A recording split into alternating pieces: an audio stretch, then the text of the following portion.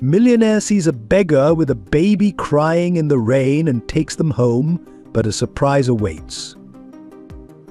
The rain fell relentlessly over Chicago that night, turning the city into a canvas of blurred lights and deep shadows.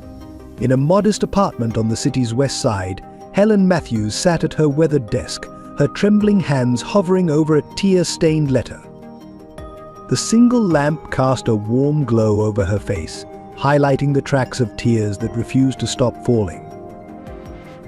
"My dearest Natalie," she wrote, her normally steady handwriting now uneven with emotion. "By the time you read this, I will have failed you in the worst possible way. But there are truths you need to know, truths I've carried too long." Helen's gaze drifted to the collection of unopened letters hidden in her bottom drawer, each one returned unopened from the Whitmore estate. Each rejection had carved another wound in her heart, deeper than the last. She had tried for years to tell Albert about their daughter, to give Natalie the chance to know her father. But Rachel Whitmore's influence had proven too strong, her determination to protect her inheritance too absolute. The clock struck midnight, its chime echoing through the empty apartment. Down the hall, 22-year-old Natalie slept peacefully, unaware that her world was about to shatter. Helen touched the small photograph on her desk, Natalie at her medical school acceptance ceremony, beaming with pride and hope. That had been before Christopher's betrayal, before the false accusations, before everything they built had crumbled. "I wanted so much more for you," Helen whispered, sealing the letter with hands that wouldn't stop shaking. She placed it carefully in Natalie's medical textbook, knowing her daughter's morning routine would lead her there. The bottle of pills sat accusingly on the desk, a final escape from the weight of secrets and shame. The rain intensified, drumming against the windows like an urgent warning. Helen stood, smoothing her nurse's uniform one last time. Her final act would be one of love. Her life insurance would give Natalie a chance to rebuild, to escape the scandal that Christopher had created. As consciousness began to fade, Helen's last thought was of her daughter's smile and a prayer that someday Natalie would understand. That someday she would find the strength to forgive. The next morning's headlines would read "Respected nurse found dead," but they wouldn't tell the real story. They wouldn't speak of the letters hidden away, of a mother's desperate attempts to secure her daughter's future, or of the powerful family that had chosen silence over truth. They wouldn't tell of how young Natalie collapsed at finding her mother, the unread letter falling from trembling fingers, setting in motion a chain of events that would shake Chicago's elite to its core. Join us on a journey of raw emotions and untold truths.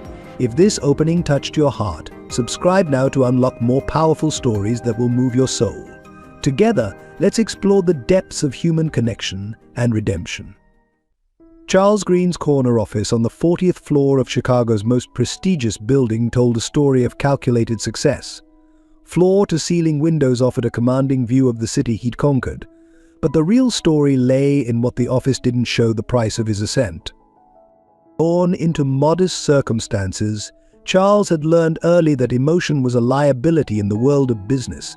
His father's bankruptcy and subsequent abandonment had taught him that lesson at 12, watching his mother work 3 jobs to keep their small apartment. That memory drove him through Yale Law School on scholarships, through endless nights of study, through every calculated step up the corporate ladder. By 35, Charles had built Green Enterprises into a billion-dollar empire, specializing in corporate acquisitions and restructuring. His reputation was impeccable, his methods precise, and his personal life notably absent.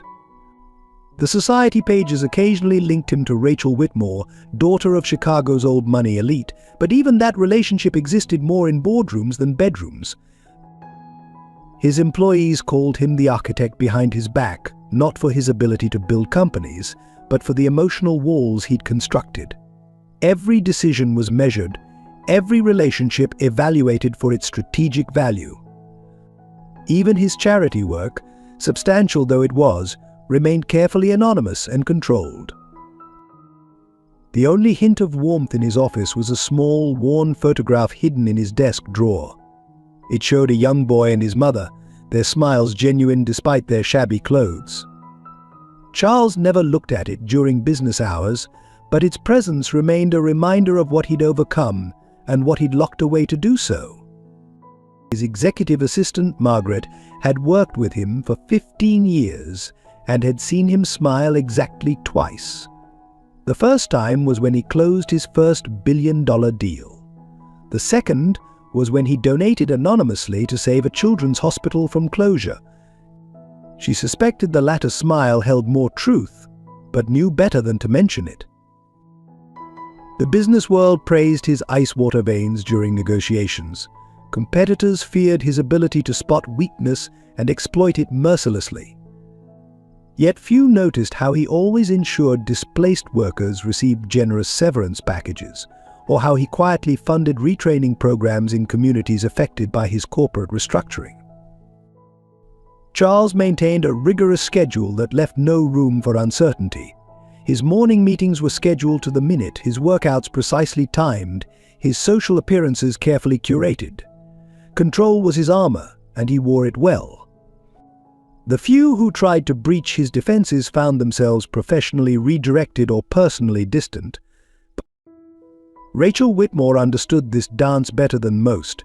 Their relationship, if it could be called that, was a carefully choreographed performance for Chicago's elite.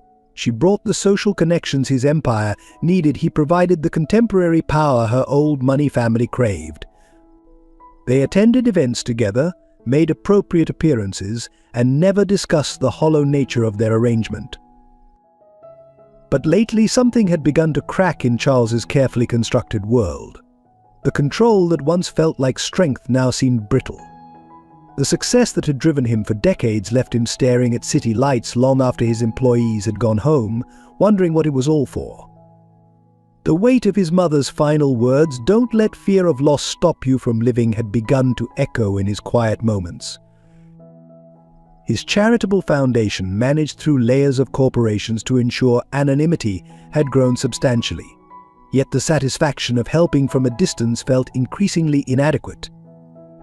The walls he'd built to protect himself now seemed to be keeping something essential out, though he couldn't or wouldn't name what that something was.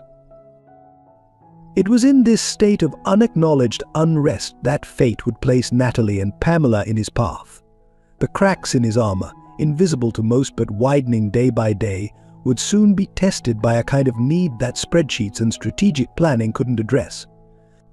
The architect was about to face a renovation he never planned, for one that would challenge everything he'd built his life upon.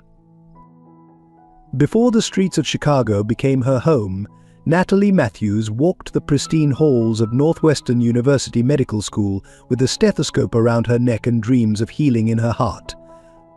Her mother Helen's pride radiated through every phone call, every care package, every shared moment of this journey they'd sacrificed so much to achieve. Despite working double shifts as a nurse, Helen had somehow managed to help Natalie maintain a 4.0 GPA throughout pre-med. Their tiny apartment was filled with second-hand medical textbooks, flashcards, and an unwavering belief that education was the key to a better future. Natalie's acceptance to medical school had been their shared triumph, earned through years of ramen noodle dinners and foregone vacations. Then came Christopher Bennett, a third-year resident with steel blue eyes and promises that seemed too good to be true.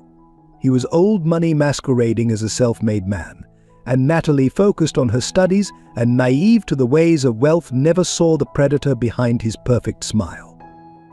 Their whirlwind romance became the talk of the hospital, the brilliant student and the promising young doctor. When Christopher proposed investing her student loans and savings into a guaranteed medical technology venture, Natalie trusted him completely. Helen's doubts were dismissed as overprotective mothering. The papers she signed, which Christopher insisted were routine investment documents, were actually transfers of power of attorney and fraudulent loan applications in her name. The collapse came swiftly.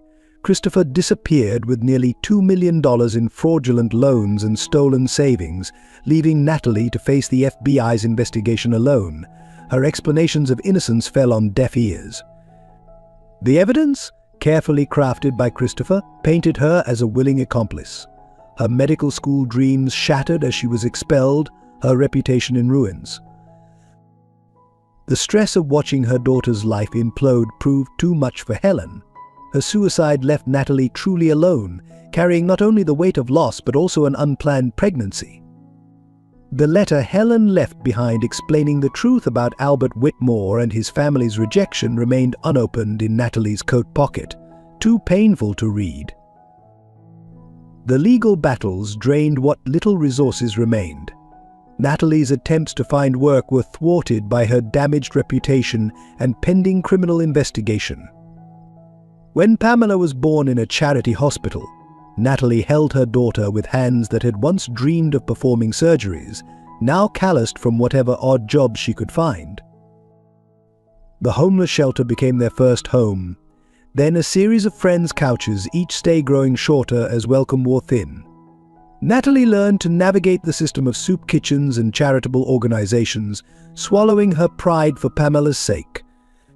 The medical textbooks she'd once studied were sold one by one, except for a single pediatrics volume she kept to track Pamela's development. Each night, as Pamela slept bundled against her chest, Natalie would recite the Hippocratic oath she'd once dreamed of taking. The words became a lullaby, a reminder of who she'd been and what she'd lost. Yet in Pamela's eyes, she found a reason to keep moving forward, to believe that somehow their story wasn't over. The streets taught her harsh lessons in survival. She learned which churches offered the warmest sanctuary, which cafes would let her clean up in their bathrooms, which library security guards would look the other way while Pamela napped in the children's section. She kept Pamela clean, well-behaved, and as happy as their circumstances allowed, holding on to her dignity even as she accepted handouts. The unopened letter from Helen weighed heavier with each passing day. Some nights, huddled under whatever shelter they could find, Natalie would touch its worn edges and wonder about the father she'd never known. But the pain of her mother's loss, combined with the cruel timing of fate, kept the seal unbroken. When the rain began to fall that fateful night, soaking through their threadbare clothes and washing away the last of her resilience, Natalie held Pamela closer and whispered apologies to her mother's memory. She couldn't know that the same rain would lead them to Charles Green's car, or that her mother's unread letter would soon collide with destiny in ways neither Helen nor Albert could have foreseen. The Whitmore name had graced Chicago's social registers since the city's earliest days. Their mansion in the Gold Coast district stood as a monument to old money and carefully guarded privilege, its limestone facade hiding generations of secrets behind imported Italian windows. Albert Whitmore inherited not just the family's banking empire, but also its tradition of maintaining appearances at all costs. His marriage to Eleanor Whitmore had been more merger than romance, producing their only child, Rachel, before Eleanor retreated into a world of charity galas and carefully prescribed medications. The true passion of Albert's life had been Helen Matthews, a young nurse he'd met during a hospital board meeting 25 years ago. Their affair had been brief but intense, hidden from society's prying eyes in modest hotels and quiet restaurants far from the Gold Coast. Helen's genuine warmth and unpretentious intelligence had awakened something in Albert that his world of calculated social alliances had long suppressed. When she told him she was pregnant, he'd offered to leave everything behind, to start fresh. But Eleanor's subsequent suicide attempt and Rachel's emotional collapse had forced his hand. Rachel, then 16, had discovered her father's affair through Eleanor's private investigator. The resulting confrontation had nearly destroyed the family. Eleanor's attempted suicide became the leverage that kept Albert in line, while Rachel took on the role of family protector, determined to preserve the Whitmore legacy at any cost. The arrangement that followed was cold but effective. Albert would maintain his position as family patriarch, Eleanor would keep her social standing, and Rachel would ensure that Helen Matthews and her unborn child remained far from the Whitmore fortune. The family's network of lawyers and private investigators maintained this separation through carefully worded threats and strategic pressure. What no one knew was that Rachel had intercepted every letter Helen sent over the years. Each envelope, bearing news of Natalie's growth, achievements, and need for a father, was stored in a locked drawer in Rachel's private study. The weight of these unopened messages haunted her quiet moments, though she convinced herself that protecting the family name justified any means. The Whitmore Foundation became Albert's attempt at redemption, channeling millions into healthcare initiatives and educational programs. Each charitable act felt like a hollow apology to the daughter he'd never known. He kept a private investigator on retainer, receiving annual reports on Natalie's life from a distance: her academic excellence, her acceptance to medical school, and then the devastating fall from grace that he was powerless to prevent. Eleanor maintained her public role with practiced precision, though the staff knew to lock away any sharp objects during her difficult days. Her carefully curated image as Chicago's premier philanthropist masked a woman who took tea with ghosts, holding conversations with the daughter-in-law she'd never have, the grandchild she'd never know. Rachel grew into her role as the family's guardian, her sharp business acumen matched only by her ability to navigate social politics. Her arrangement with Charles Green served multiple purposes. He provided contemporary power to match their old money, while his emotional unavailability ensured she'd never have to risk genuine vulnerability. The Whitmore mansion's grand rooms echoed with these unspoken truths. Family dinners were exercises in avoided topics, each member playing their assigned role in maintaining the facade. The staff learned to read the subtle signs: which topics to avoid, which photos to hide when certain members were present, which rooms held the heaviest silences.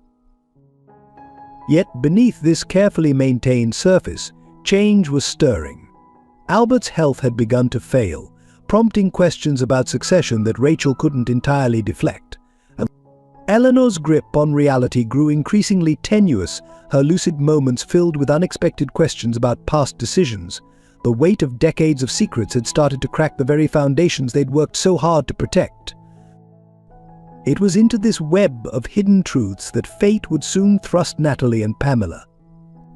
The careful barriers between old money and real emotion, between public faces and private guilt, would prove no match for the simple presence of a young mother and her daughter, living proof of roads not taken and choices that could no longer be hidden.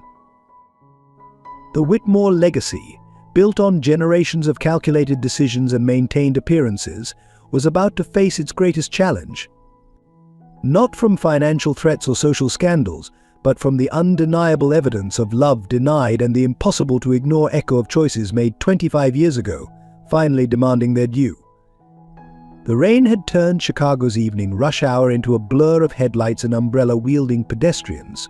Charles Green sat behind the wheel of his black Mercedes, fingers drumming against the leather steering wheel as he navigated through the congested streets.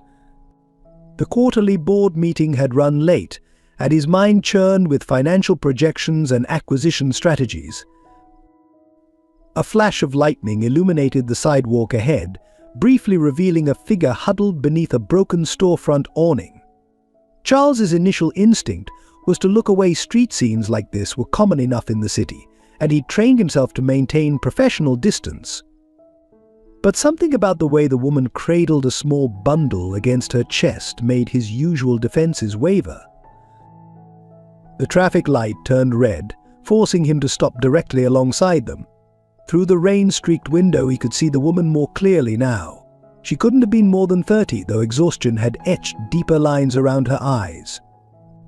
The bundle in her arms shifted, revealing tiny fingers reaching out from beneath a threadbare blanket. A handwritten sign at their feet read simply, "Please help. Baby needs shelter." Charles's hands tightened on the steering wheel. The light turned green, but he didn't move. Behind him, horns began to blare impatiently. In his rearview mirror, he caught a glimpse of the baby's face, eyes bright with fever, cheeks flushed despite the cold. The mother's attempt to shield her child from the rain with her own body struck something deep within him, something he thought he'd buried years ago. "Not your problem," he muttered, his standard mantra when faced with situations that threatened his carefully maintained emotional distance, yet his foot remained heavy on the brake. The memory of his own mother's struggles, of nights spent wondering where they'd sleep, surfaced unbidden. Before he could second-guess himself, Charles pulled his car to the curb. The woman startled at his approach, instinctively drawing the child closer. He lowered the passenger window, rain spitting into the leather interior. "Get in," he said, his voice professionally neutral, despite the unprecedented nature of his offer. The woman didn't move, her expression a complex mixture of desperation and distrust. The baby coughed, a wet, worrying sound that seemed to echo in the space between them. "Why?" she asked, her voice hoarse but dignified. The question caught Charles off guard. In his world of corporate negotiations, motives were always clear, always calculable. This impulse to help was neither. "Your baby's sick," he said finally, gesturing to the child. This weather he trailed off, uncomfortable with the emotion threatening to crack his professional veneer. "Just get in, please." The woman Natalie, he would later learn, studied his face with an intensity that made him want to look away. She seemed to be weighing not just his offer, but the very nature of trust itself. The baby whimpered, and her resolve wavered. Slowly, carefully, she opened the back door. The interior light revealed more details. Her clothes were worn but clean, her movements those of someone used to carrying herself with dignity despite circumstances. The baby, bundled against her chest, had a pink bow clipped to wispy brown hair.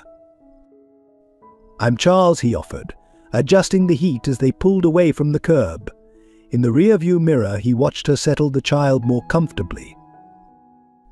"Natalie," she replied softly. "And this is Pamela." Her voice caught slightly on the name, as if sharing it made their vulnerability more real. The drive continued in silence, broken only by Pamela's occasional coughs. Charles found himself stealing glances in the mirror, watching as Natalie methodically checked her daughter's temperature with the back of her hand, murmuring quiet reassurances. As they approached his penthouse building, Charles realized he had no plan beyond this moment. His carefully structured life had no protocol for bringing strangers home, no flowchart for handling spontaneous acts of charity. Yet something about Natalie's quiet dignity and fierce protection of her child resonated with memories he'd spent decades trying to forget. The doorman's carefully masked surprise as they entered the lobby told Charles that this moment would soon be circulating through the building's gossip channels. His reputation for pristine professionalism was about to acquire its first significant crack. Strangely, as he led them toward the elevator, Charles found himself more concerned with Pamela's worsening cough than with any potential damage to his carefully cultivated image. Rachel Whitmore's Louboutin heels clicked sharply against the marble floors of her private office at the Whitmore Foundation. The morning paper lay open on her desk, but her attention was fixed on her laptop screen, where a private investigator's preliminary report about Charles's mysterious house guest had just arrived. The news of Charles taking in a homeless woman and her child had spread through Chicago's elite circles with the speed of a summer wildfire. Rachel had dismissed the initial rumors as beneath her notice. Charles's occasional charitable impulses were one of the qualities that made him a suitable match for the Whitmore name. But something about this particular situation nagged at her carefully owned instincts. The investigator's report painted a troubling picture. Natalie Matthews, age 28, former medical student at Northwestern. Expelled following allegations of financial fraud, no current employment, no fixed address. A baby of uncertain paternity. Rachel's manicured fingers tapped against her desk as she read deeper, her frown deepening with each detail. What caught her attention wasn't the obvious red flags, but rather the gaps in the story. The fraud case had been quietly dropped, the evidence seemingly incomplete. The baby's birth certificate listed no father.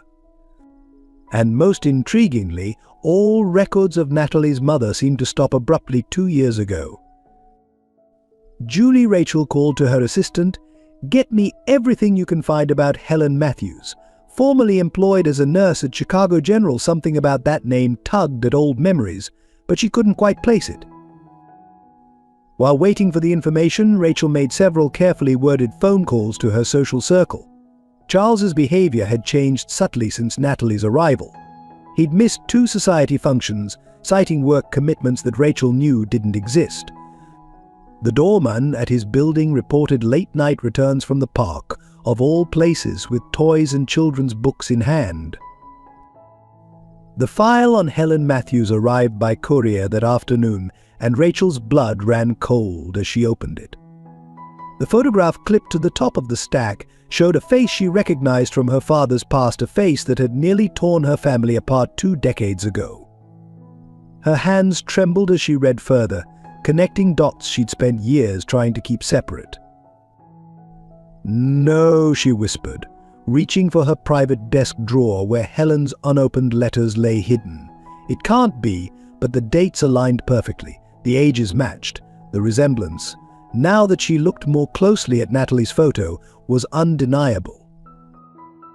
Rachel's carefully ordered world threatened to tilt on its axis. The woman Charles had brought into his home wasn't just any charity case, she was Albert Whitmore's unacknowledged daughter, her half-sister. The living embodiment of everything Rachel had fought to protect her family from. Her first instinct was to call the family lawyers, to have Natalie quietly but firmly removed from Charles's life. But exposure now could be catastrophic. The press would have a field day with the revelation that Chicago's premier family had a secret heir living on the streets. Worse, Charles's involvement complicated everything. His reputation for impeccable judgment would lend credibility to any story Natalie chose to tell.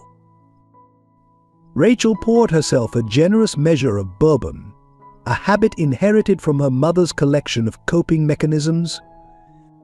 The irony of the situation wasn't lost on her. She'd spent years intercepting Helen's letters to protect the family name, only to have fate deposit Natalie directly into their social circle through Charles. But the security footage from Charles's building, which Rachel had quietly obtained, showed something else that troubled her. The way Charles looked at Natalie when he thought no one was watching, the gentle attention he paid to little Pamela, it wasn't the detached charity she'd expected. There was something genuine there, something that threatened the carefully arranged alliance Rachel had built with him. As night fell over Chicago, Rachel sat in her darkening office, surrounded by the evidence of lives interrupted and choices made. The weight of 25 years of secrets pressed down on her. She had always been the protector, the one who held the family together through scandal and threat. But this situation required more than her usual tactical precision. Tomorrow she would begin the delicate process of managing this potential disaster. She would need to approach Charles carefully, plant seeds of doubt about Natalie's trustworthiness without revealing her true concern. The Whitmore legacy had survived for generations by controlling their narrative. Rachel wouldn't let it unravel now, even if it meant destroying whatever fragile happiness Charles had found. She locked the files away, but their contents haunted her thoughts. Somewhere in the city, her half-sister was settling into a life that could shatter everything Rachel had fought to preserve. The time for simply intercepting letters was past. More decisive action would be needed.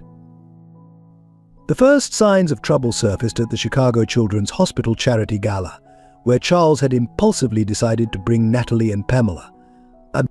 The grand ballroom of the Drake Hotel buzzed with whispered conversations as they entered, Natalie wearing a borrowed designer dress that somehow made her look even more out of place among Chicago's elite. Margaret Sullivan, the hospital board chairman's wife, was the first to draw blood. "Charles, darling," she cooed, air kissing his cheek while eyeing Natalie with practiced disdain. "How charitable of you to bring your—" She paused deliberately. "Guests to our little gathering," the emphasis on charitable cut through the air like a blade wrapped in silk. Natalie stood straight backed beside Charles, one hand protectively on Pamela's stroller. The toddler, dressed in a new party dress that still bore its tags, watched the glittering crowd with wide-eyed wonder, unaware of the social minefield surrounding them. "Miss Matthews is my guest," Charles replied firmly, his tone carrying a warning that Margaret chose to ignore. Instead, she turned to Natalie with a smile that didn't reach her eyes. "And what is it you do, dear, besides accepting the generosity of Chicago's finest?" The question drew subtle smirks from the circle of socialites gathering around them like sharks scenting blood. Before Natalie could respond, Rachel Whitmore materialized at Charles's side, her timing too perfect to be coincidental. "Charles, the hospital director needs you urgently," she intervened, smoothly separating him from Natalie's side. "Something about the new pediatric wing funding." Left alone, Natalie faced the full force of generations of social warfare. The questions came rapid fire, each one designed to expose and humiliate. "Where did you attend school?" "Oh, Northwestern. But didn't finish, did you?" "That's such an interesting accent. Which part of the city are you from?" How fortunate that Charles has such a giving nature. Each comment was technically polite but loaded with implications. Natalie maintained her dignity, answering with quiet grace that seemed to frustrate her interrogators even more. Pamela began to fuss, picking up on the tension around her. Across the room, Charles found himself cornered by several board members. "Think of your reputation, Green William Harrison," I advised quietly. "Taking in strays is admirable, but there are proper channels, proper ways to handle these situations." These situations, Charles's voice carried an edge that made several nearby conversations pause. "You know what we mean," Harrison continued smoothly. "Your position in society carries certain responsibilities, certain expectations." Meanwhile, Rachel orchestrated her own form of damage control, quietly spreading a sanitized version of events. "Charles is just being kind," she assured key social figures. "It's temporary, of course. He's already arranged for more appropriate accommodations for them." The evening reached its breaking point when Pamela, overwhelmed by the noise and tension, began to cry.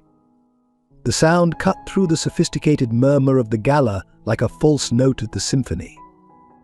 Natalie moved to comfort her daughter, but not before hearing one socialite mutter, "Really, children at this hour?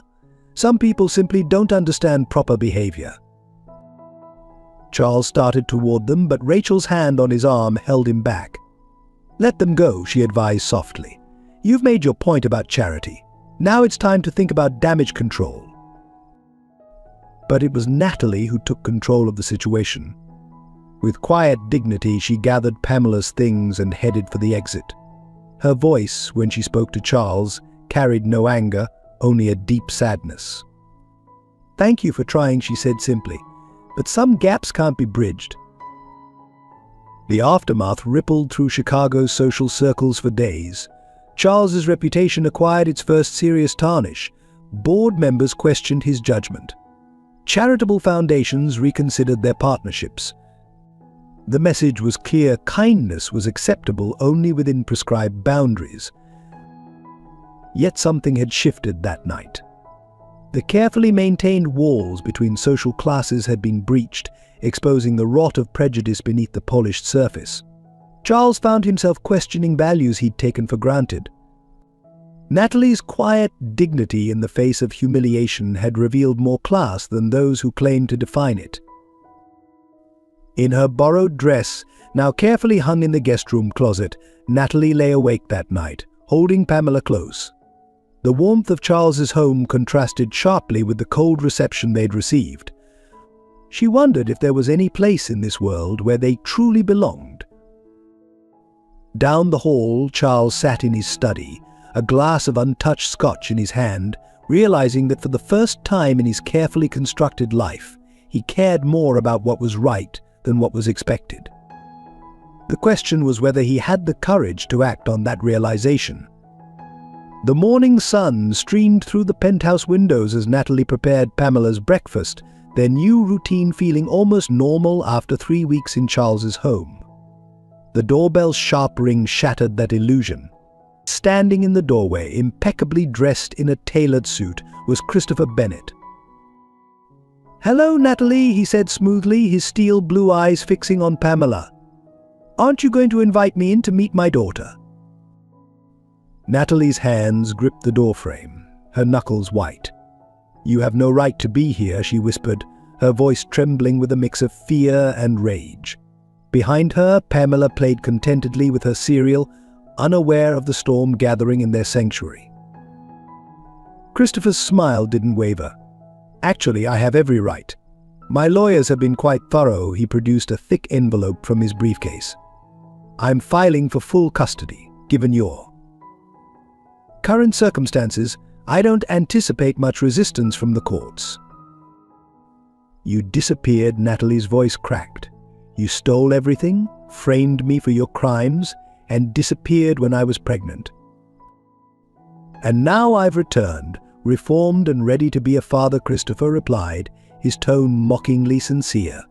"A successful surgeon with a pristine reputation versus a homeless woman with a criminal record living off charity. Which story do you think the courts will believe?" The elevator dinged, and Charles stepped out, stopping short at the scene before him. His expression hardened as he took in Natalie's distress and the stranger's predatory stance. "Is there a problem here?" Charles's voice carried the authority of countless boardroom battles. Christopher turned, extending his hand with practiced charm. "Dr. Christopher Bennet, I'm here about my daughter." When Charles didn't take his hand, Christopher continued smoothly, "Perhaps we should discuss this privately, as businessmen. I'm sure we can reach an arrangement that benefits everyone." "There's nothing to discuss," Natalie interjected, finding strength in Charles's presence.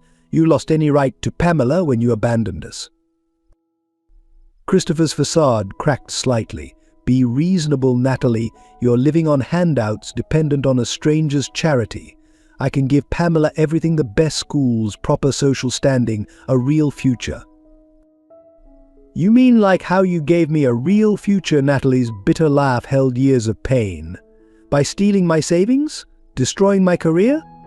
Leaving me to face federal investigators while you vanished with millions?" Charles stepped forward, physically placing himself between Christopher and the doorway. "I think it's time for you to leave." "This doesn't concern you, Mr. Green." Christopher's voice hardened. "Don't let her sob story fool you. Ask her about the fraud charges. Ask her about the money that disappeared. She's very good at playing the victim." "I said leave." Charles's tone left no room for argument. "Any further communication can go through my lawyers."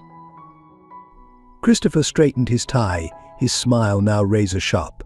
"Of course. You'll be hearing from my legal team shortly. Do consider my offer, though this could get very messy, very publicly. I'm sure neither of you wants that." After he left, Natalie collapsed against the wall, her legs giving out. Charles knelt beside her, his usual professional distance forgotten in concern. "He'll take her," Natalie whispered, tears finally breaking free. "He has money, connections, a perfect reputation. I have nothing but fraud charges and a criminal record he created." "You have me," Charles said quietly, surprising himself with the fierce certainty in his voice. "And I have an entire legal department who would love to investigate exactly how Dr. Bennet acquired his current wealth." Pamela toddled over, sensing her mother's distress. She patted Natalie's face with sticky fingers, babbling comfort in her baby language. The simple gesture broke something in Natalie, and she pulled her daughter close, shoulders shaking with silent sobs. Charles watched them, feeling an unfamiliar protective fury building in his chest. In his world of corporate takeovers and strategic acquisitions, he'd seen countless attempts at manipulation and control. But this was different. This was personal. "We'll fight this," he promised, his mind already plotting strategies and contingencies. He won't get away with it this time.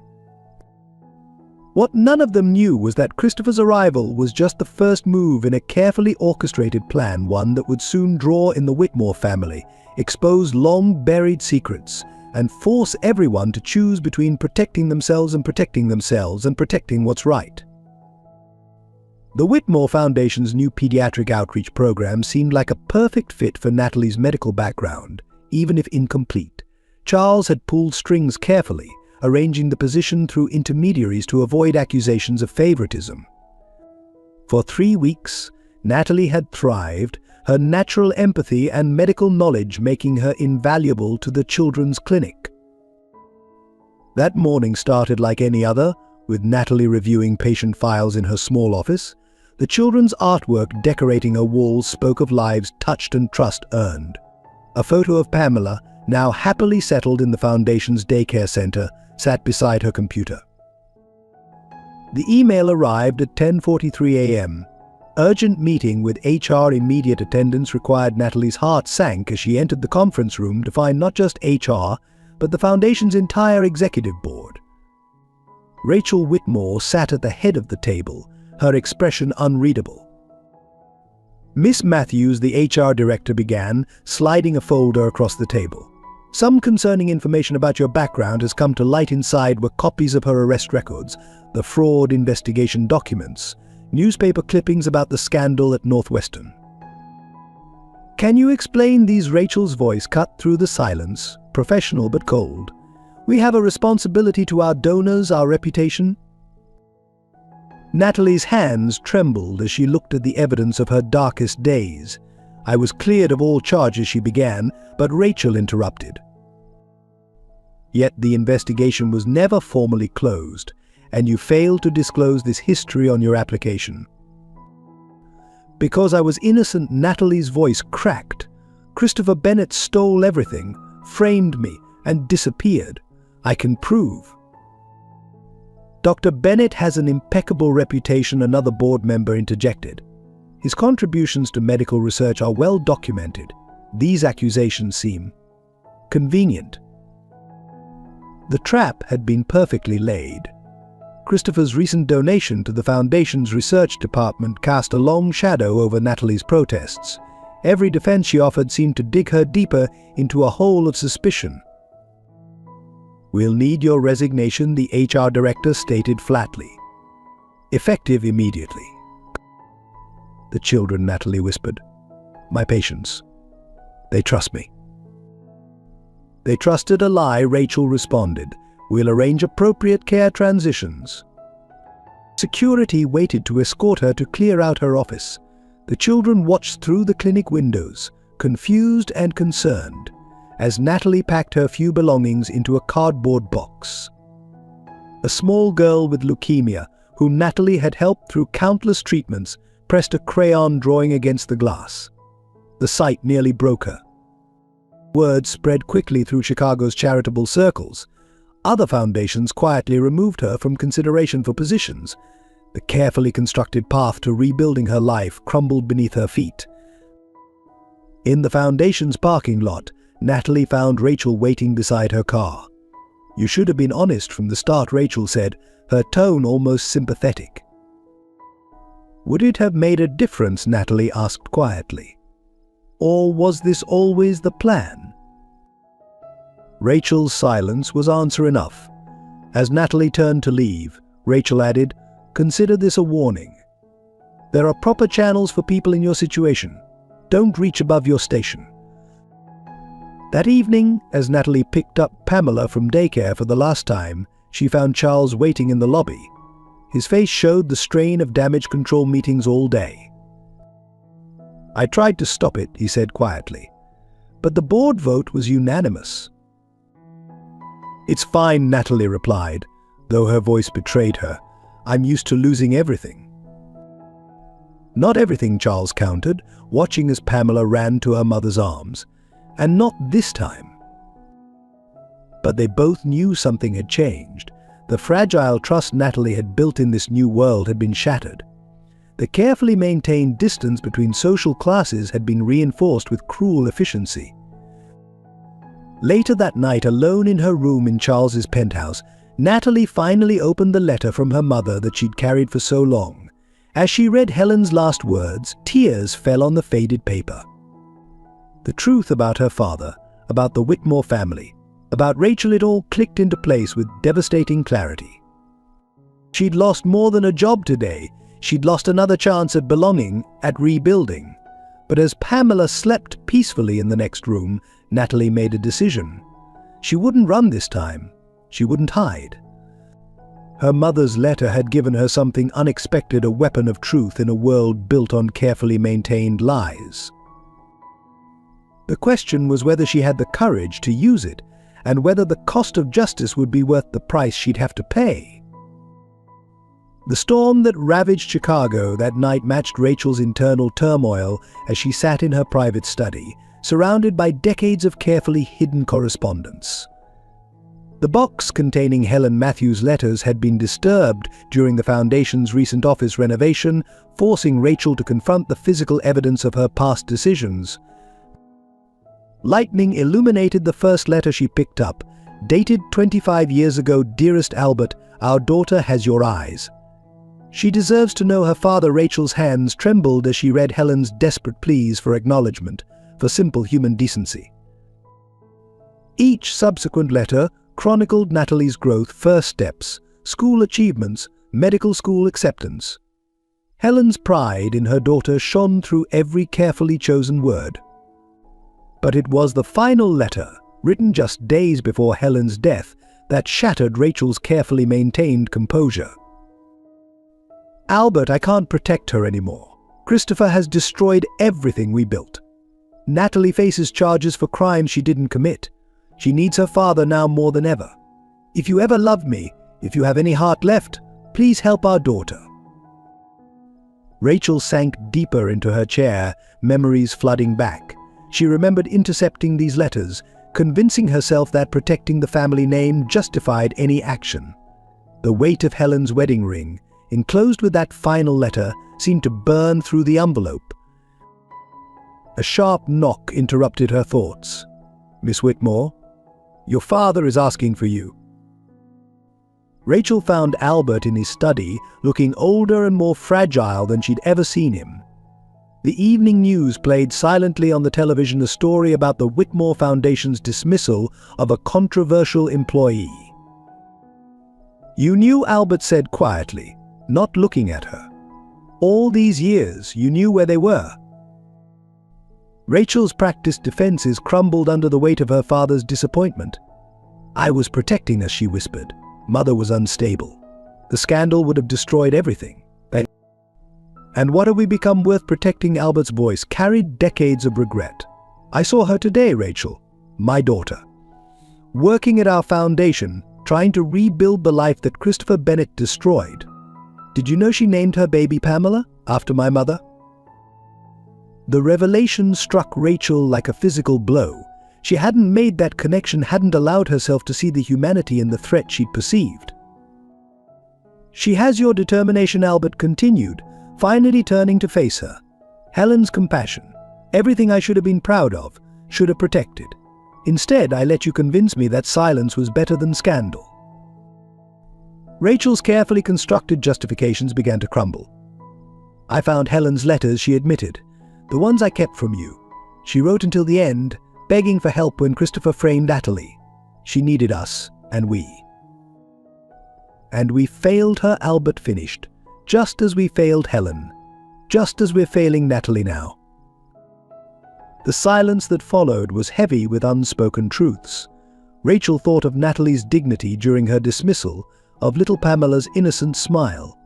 The barriers she'd built between us and them seemed suddenly paper-thin, constructed of nothing but fear and prejudice.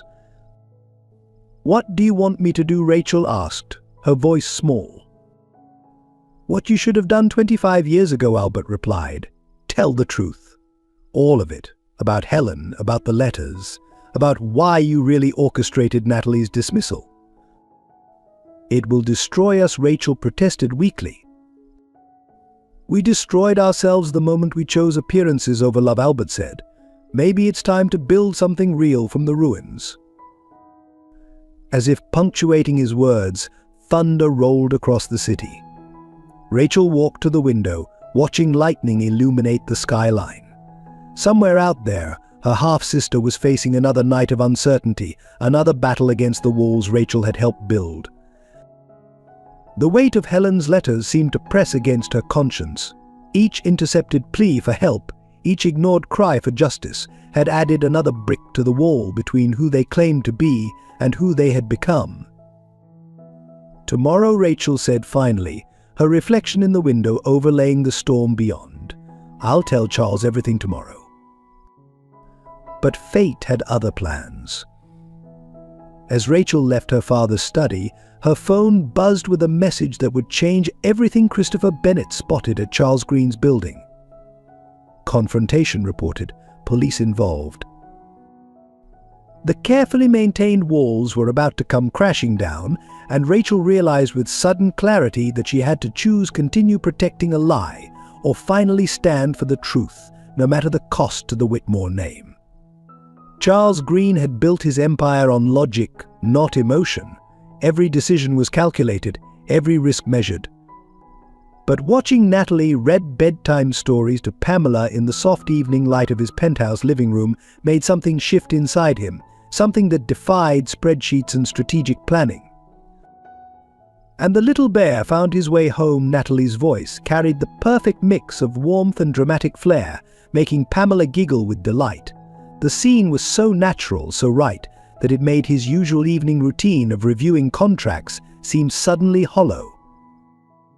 The pressure from his social circle had become relentless. Board members questioned his judgment in private meetings. Society matrons whispered behind crystal champagne flutes. Even his most loyal business partners suggested he was letting emotion cloud his legendary judgment. "She's using you," Rachel had warned during their last lunch meeting, her words sharp with concern. "A woman with her background, her desperate circumstances, she's playing a long game, Charles. Don't let your guard down." But Rachel hadn't seen Natalie up late at night, researching legal precedents to fight Christopher's custody claim. She hadn't witnessed the quiet dignity with which Natalie handled every social slight, or the way she made sure Pamela never felt the weight of their precarious situation. The turning point came during a crucial board meeting. Charles was presenting the quarterly projections when Pamela's daycare called she had a fever. Without hesitation, he adjourned the meeting and drove to the center himself. Finding Natalie already there, holding their sick little girl, he realized something fundamental had changed. The word there had slipped into his thoughts without permission. That evening, his mentor William Harrison paid an unexpected visit to his office. "Your father would be disappointed, Charles," he said gravely. "He built this company on clear judgment, not emotional entanglements. This situation with the Matthews woman is affecting your reputation." Charles felt an unfamiliar anger rise. "My father died alone in a corner office," he replied coldly. Perhaps his judgment wasn't as clear as everyone believed. The society pages began speculating about his relationship with Rachel Whitmore. Their carefully arranged alliance had served both families well, but lately the thought of maintaining that facade felt suffocating.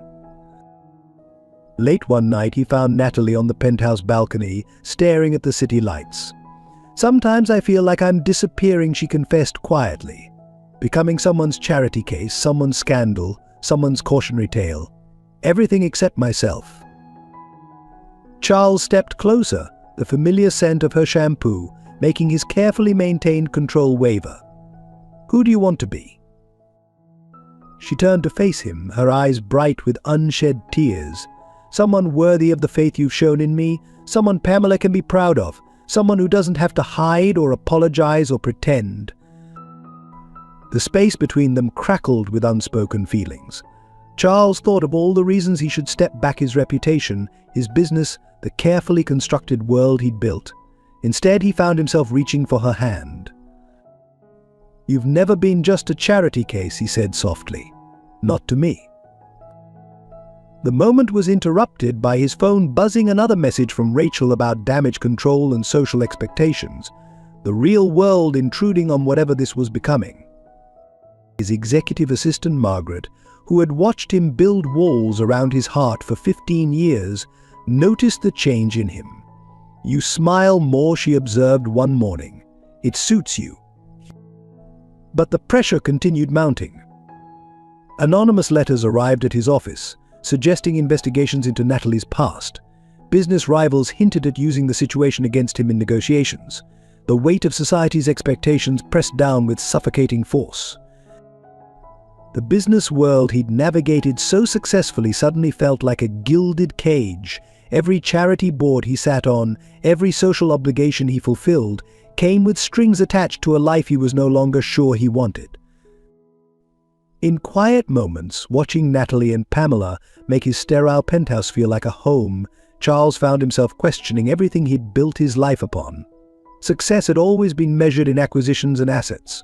But now, the sound of Pamela's laughter and the warmth in Natalie's eyes when she looked at him seemed like a different kind of wealth entirely. The choice loomed before him: maintain the life he'd built with its power and prestige, or risk everything for something real. The businessman in him calculated the costs, measured the risks. But for the first time in his adult life, Charles Green realized that some things couldn't be quantified on a balance sheet. Rachel Whitmore sat alone in her family's private chapel, the weight of Helen's wedding ring heavy in her palm. The stained glass windows cast colored shadows across the empty pews, a kaleidoscope of guilt she couldn't escape. 25 years of justified cruelty were unraveling. Each morning brought new evidence of the life she'd helped destroy. Natalie's quiet strength at the foundation before her dismissal, Pamela's innocent smile, so like their grandmother's, the haunted look in her father's eyes when he watched them from afar. "You did what was necessary," Eleanor's voice echoed in her head, a mantra from her teenage years. Her mother had been both victim and architect of the family's rigid social code. The Whitmore name must be protected at all costs. But the costs were becoming harder to ignore. Rachel's private investigator had delivered a detailed report of Helen's final years, the struggle to put Natalie through medical school, the pride in her daughter's achievements, the desperate attempts to protect her from Christopher's betrayal. Each detail carved new wounds in Rachel's carefully maintained armor. The Foundation's security footage showed Natalie's last day at work. The children's faces pressed against the clinic windows, their confusion at losing someone they'd grown to trust. One little girl with cancer had cried for hours after Natalie left. Rachel had watched the footage 17 times, each viewing making her carefully constructed justifications crack further. Though her relationship with Charles felt increasingly hollow, they'd played their parts perfectly for years, each understanding the business nature of their arrangement. But watching him with Natalie and Pamela showed her what real connection looked like and how empty her own life had become. "You're being ridiculous," she told her reflection during another sleepless night. "Everything you did was to protect the family, but the face in the mirror looked less convinced with each passing day." The turning point came during a charity gala. Rachel overheard two society matrons discussing Natalie's dismissal from the Foundation. Their casual cruelty, their smug satisfaction at putting that woman in her place, made Rachel physically ill. She recognized her own words, her own attitudes, reflected in their poison-laced sympathy. Albert's health had begun to decline, the weight of unspoken regrets taking its toll. During one of his more lucid moments, he'd asked Rachel a simple question that shattered her remaining defenses: when did we decide that our name was worth more than our humanity? The letters she'd intercepted now haunted her dreams. Helen's increasingly desperate pleas for help, the pride in describing Natalie's achievements, the final cry for protection when Christopher's schemes came to light, each one represented a moment when Rachel could have chosen differently. Pamela's resemblance to old family photos struck deeper each time Rachel saw her. The child had their grandmother's eyes, their father's determined chin. She was undeniably a Whitmore, yet Rachel had worked tirelessly to ensure she would never claim that heritage. The Foundation's legal team had prepared documents to fight any potential claim Natalie might make on the family fortune. Rachel stared at them late one night, remembering how she'd once intercepted similar papers Helen had tried to file. The cycle of denial and protection felt suddenly exhausting. Christopher's reappearance complicated everything. His custody claim against Natalie carried an implicit threat to support him, or he'd expose the Whitmore connection. Rachel recognized the manipulation, having mastered similar tactics herself. But now they left a bitter taste. She found herself driving past Charles's building, watching the lights in his penthouse. Through the window, she could sometimes see them, Natalie, Charles, and Pamela, looking like the family Rachel had never allowed herself to want. The sight made her chest ache with something between envy and regret. The final straw came when she discovered Helen's suicide note among the old letters. The words were like physical blows. I failed to protect my daughter from Christopher's cruelty. I won't fail her again by leaving her undefended against the Whitmore family's coldness. Rachel sank to her knees in the chapel, Helen's ring cutting into her palm. The carefully constructed walls of justification crumbled, leaving her face to face with the truth. She hadn't been protecting the family name, she'd been protecting her own fear of change, of loss, of sharing her father's love. The choice loomed before her: continue the cycle of protection through denial, or risk everything to finally do what was right. The Whitmore name had survived scandal before. Perhaps it was time to test whether it could survive truth. Dawn was breaking through the stained glass when Rachel finally stood, her decision made. The path ahead would cost her everything she'd thought she was protecting. But for the first time in 25 years, she felt something like peace. The annual Whitmore Foundation Gala transformed the Chicago Art Institute's Grand Hall into a glittering showcase of wealth and influence. Albert Whitmore stood near the Renaissance paintings, a glass of untouched scotch in his hand, watching the familiar dance of social power play out before him. He'd performed this role for 4 decades, the distinguished patriarch, the benevolent philanthropist, the guardian of old money's traditions. But tonight something felt different. The weight of Helen's wedding ring, which he'd found on Rachel's desk that morning, pressed against his chest where he'd tucked it into his pocket. The first glimpse of Natalie nearly stopped his heart. She stood in the entrance beside Charles Green, elegant in a borrowed evening gown, but it wasn't her outfit that struck him. It was her eyes, Helen's eyes, looking out at the world with that same mixture of determination and gentle wisdom that had captured his heart 25 years ago. Father Rachel appeared at his side, her voice sharp with concern. "You've gone pale." But Albert couldn't look away. Natalie's mannerisms as she guided Pamela through the crowd were pure Helen, the slight tilt of her head when listening, the way her hand unconsciously protected her child from the crowd. Even her smile, though cautious, held that same warmth he'd never found again after Helen left.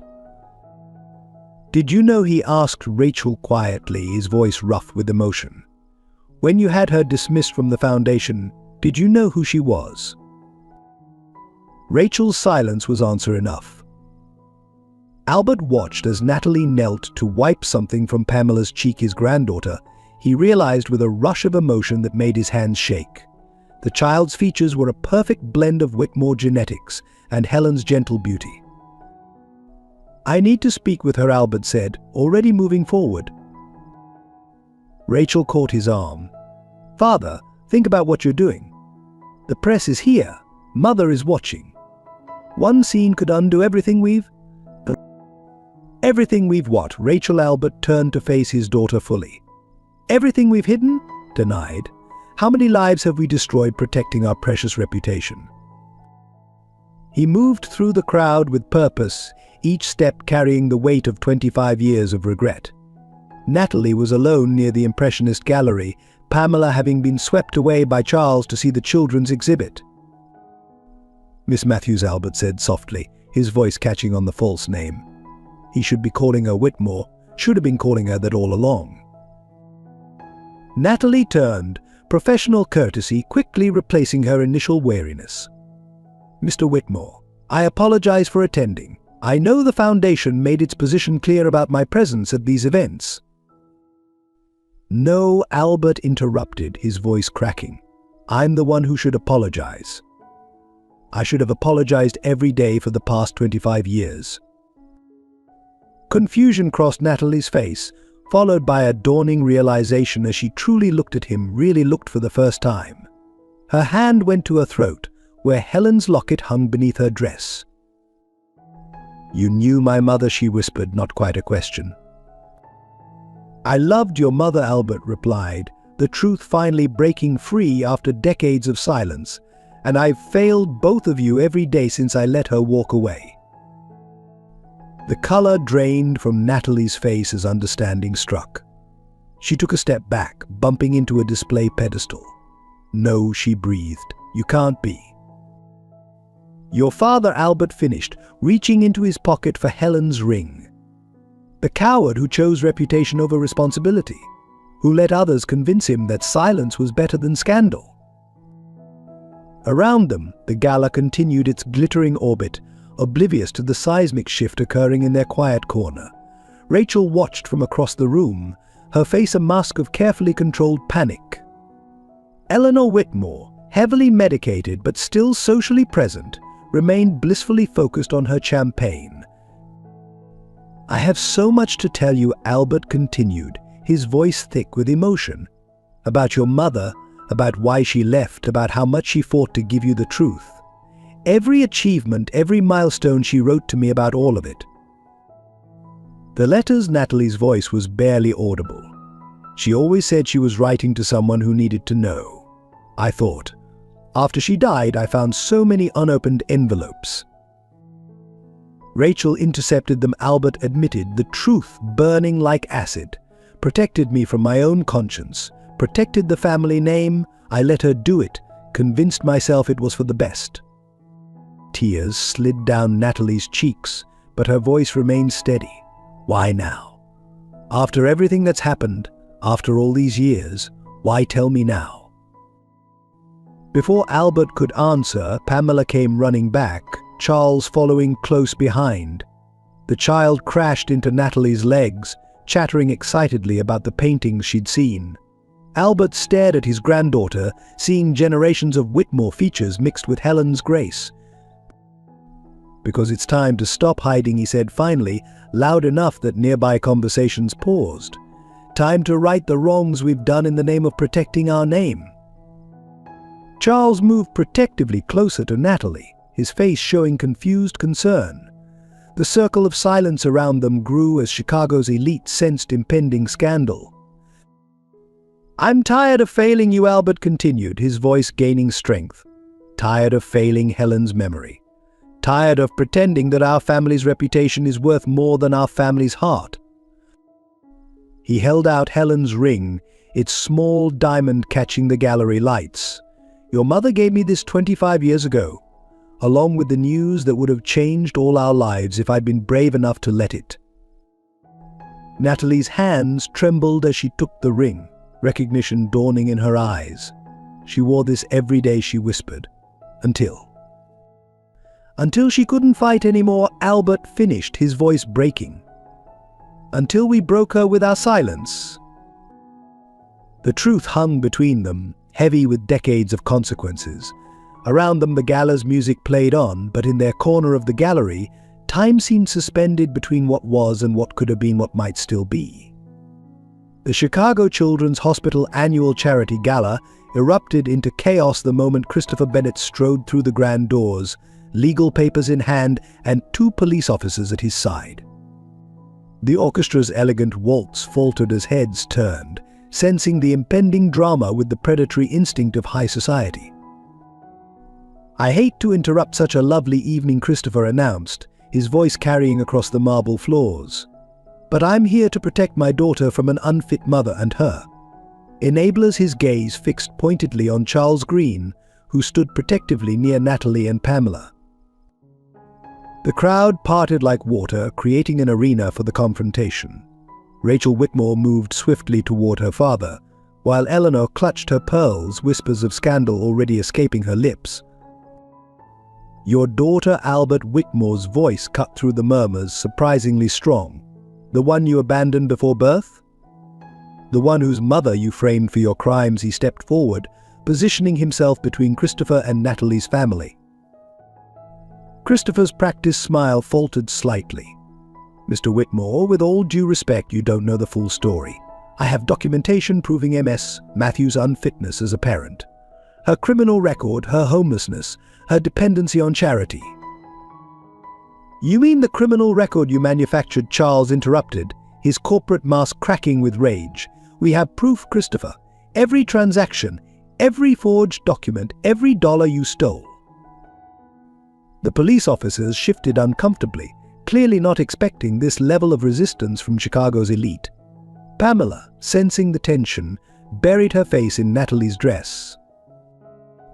This is hardly the venue for such accusations, Christopher said smoothly, but sweat had begun to bead on his forehead. I'm simply here to execute a legal custody order. No, Rachel's voice rang out, surprising everyone. She walked to stand beside Natalie, documents clutched in her hand. You're here because I invited you, because it's time everyone knew the truth. Gasps rippled through the crowd as Rachel continued. I found your correspondence with Eleanor's private investigator. You've been blackmailing our family, threatening to expose Natalie's connection to the Whitmore name unless we supported your custody claim. Eleanor's champagne glass shattered on the floor. Rachel, darling, what are you doing? She hissed. What I should have done years ago. Mother Rachel turned to address the riveted audience. Natalie Matthews is my sister. My father's daughter with Helen Matthews, whom our family drove to suicide through our cruelty and rejection. The silence that followed was deafening. Christopher's confident facade cracked completely. You're lying, he sputtered. This is impossible. Actually, Charles stepped forward, manila envelope in hand. It's all quite provable. My legal team has been quite thorough, Dr. Bennett, about everything. The fraud at Northwestern, the stolen funds, the offshore accounts, even your recent attempts to falsify custody documents. One of the police officers spoke into his radio, his expression hardening as he looked at Christopher. New information was clearly reaching him through his earpiece. Natalie finally spoke, her voice quiet but carrying clearly in the hushed room. I was never unfit, Christopher. I was betrayed. By you. By people who claim to care about appearances more than truth. She looked at Rachel and Albert, but at least they're trying to make it right. Christopher made a desperate lunge toward Pamela, but Charles moved faster. His fist connected with Christopher's jaw with a satisfying crack, sending him sprawling across the marble floor. That's assault, Christopher yelled, scrambling backward. No, said the older police officer, stepping forward to help Charles up. That was a concerned citizen preventing a known fugitive from approaching a child. Dr. Bennett, we've just received confirmation of several outstanding warrants for your arrest. As the officers led Christopher away in handcuffs, his perfectly tailored suit wrinkled and his lip bleeding, the gathered social elite of Chicago buzzed with shocked excitement. This would fuel gossip for months. Albert Whitmore took the stage, commanding attention with the authority of decades at the helm of Chicago society. Ladies and gentlemen, he began, his voice steady. Tonight was meant to be about helping children in need. Instead, it's become about something equally important, the truth. He gestured to Natalie to join him.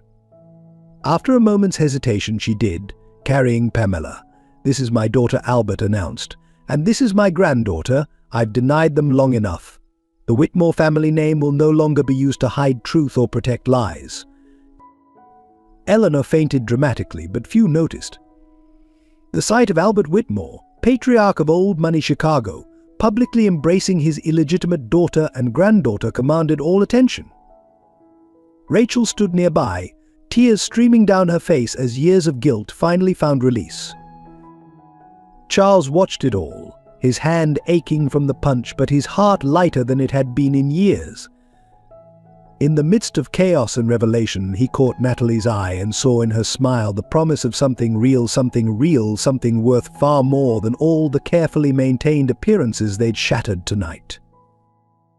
The aftermath of the gala's dramatic confrontation found the key players gathered in Albert Whitmore's private study, where decades of secrets lay heavy in the air. Natalie sat rigidly on an antique settee, Helen's unopened letter trembling in her hands. Charles stood behind her, a steady presence, while Rachel paced near the fireplace, clutching a familiar wooden box. "These were all the letters," Rachel said quietly, placing the box on the coffee table.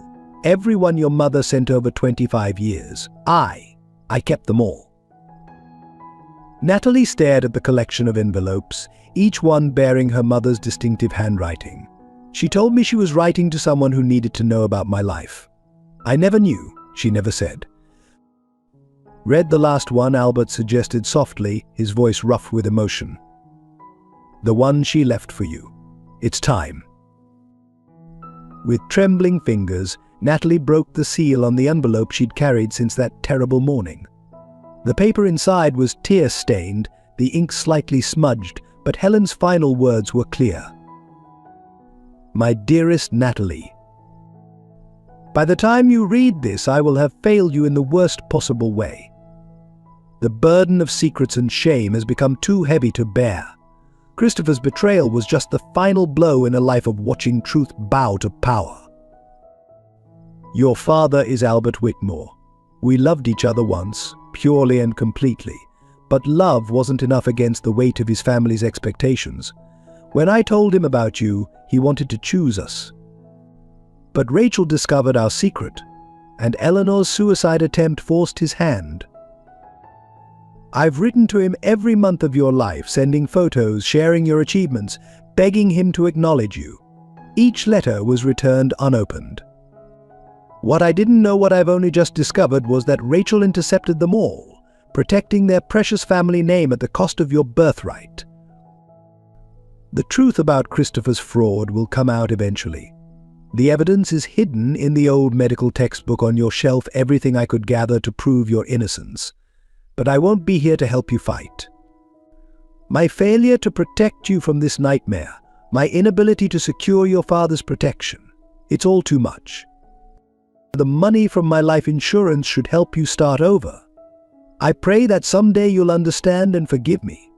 And perhaps, when you're ready, you'll find the strength to confront the Whitmore family with the truth they've tried so hard to bury.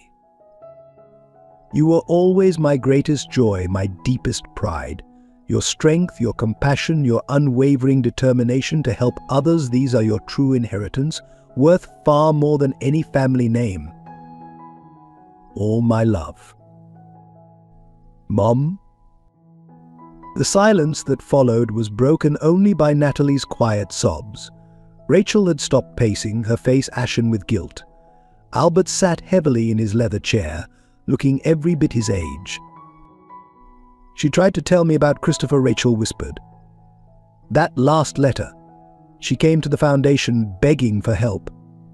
I had her escorted out. I thought she was just trying to manipulate us for money. Charles moved to comfort Natalie, but she stood abruptly, anger finally breaking through her grief.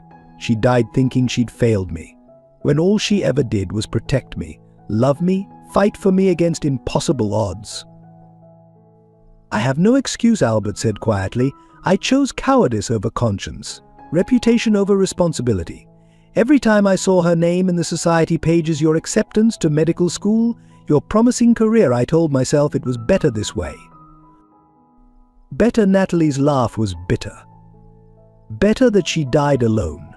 Better that I lost everything I'd worked for. Better that your granddaughter was born in a homeless shelter. Rachel opened the box of letters with shaking hands. She documented everything. Your first steps, your school awards, every dream and hope she had for you. She never stopped believing that someday we'd do the right thing. And now Natalie challenged. Now that the truth is out, now that your precious reputation is already damaged, now you want to make amends. No, Albert stood slowly. Now we want to beg forgiveness we don't deserve, to offer you everything that should have been yours all along. Not because of scandal or shame, but because Helen was right. You are our greatest pride, even if we were too blind to see it.